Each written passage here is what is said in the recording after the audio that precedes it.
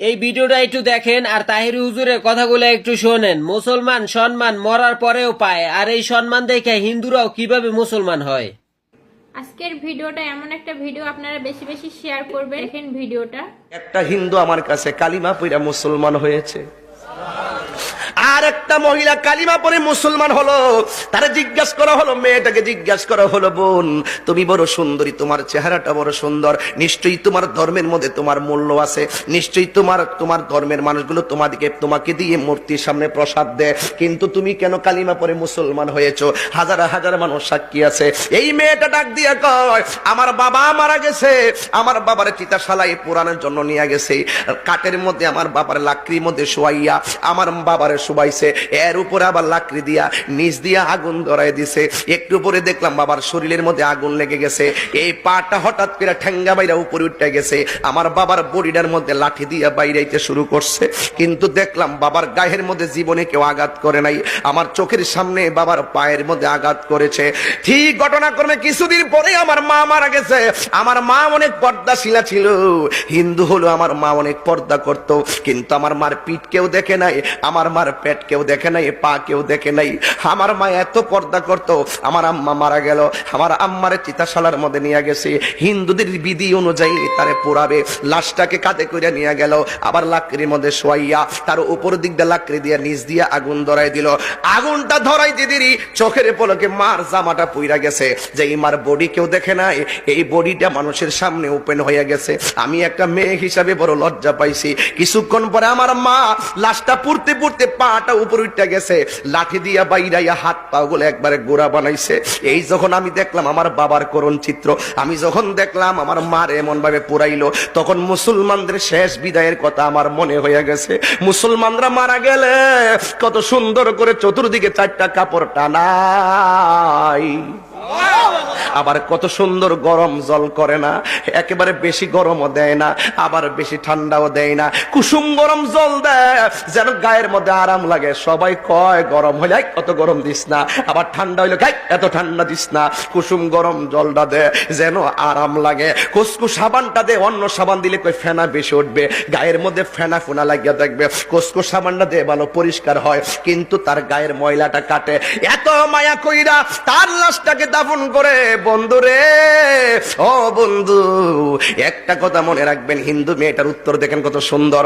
আমরা তো রেডিমেড ইসলাম পাইলাম, কদর করতাম জানি না। আমরা তো রেডিমেড মুসলমানের ঘরে মুসলমান হইলাম, আমরা ভাবতে জানি না। আজকের ঈদগার মাহফিল থেকে ভাবতে হবে তুমি শ্রেষ্ঠ জাতি। কথা বলেন ঠিক কি না বলেন? এই জন্য যুবক, এই মেয়েটা ডাক দিয়া বলে, ওই মুসলমানরা মারা গেলে কত সুন্দর করে তারা লাশটারে গোসল দেয়, আতর লোবান দেয়, চোখের মধ্যে সুরমা দেয়।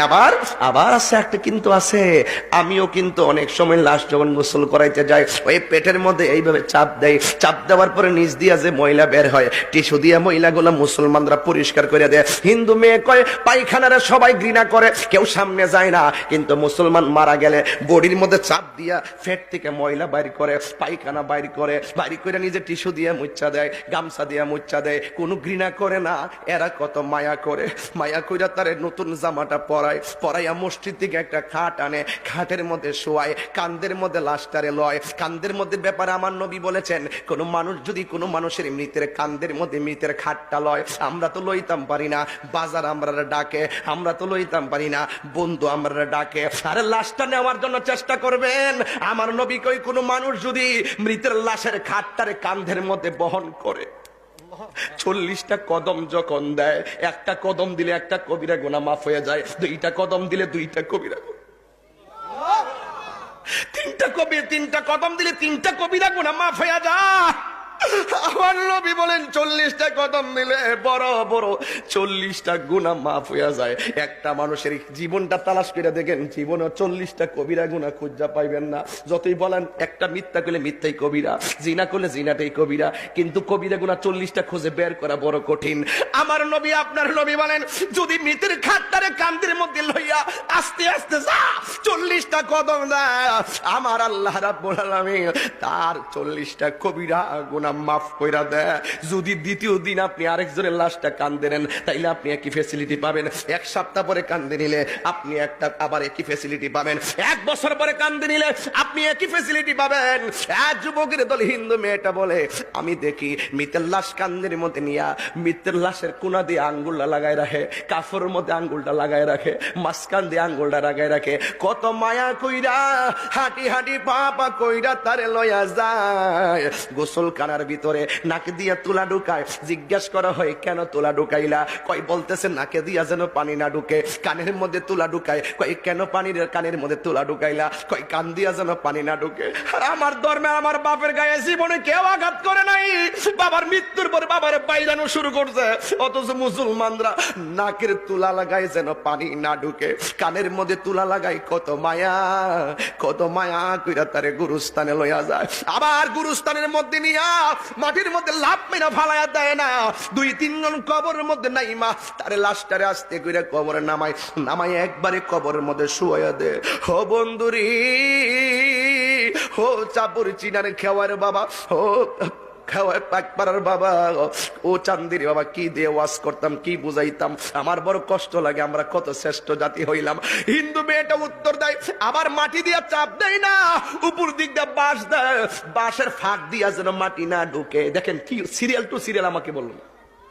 বাঁশের ফাঁক দিয়া যেন আবার মাটি না ঢুকে, উপর দিক দিয়ে একটা চাটি দিয়ে আবার কেউ যেন ঢিল মাইরা মাটি না ফালায়, আস্তে আস্তে করে মাটিগুলা কবরে ফালায়। জোরে ফালাইলে মানুষের দমক দেয়, জোরে ফালাইস না।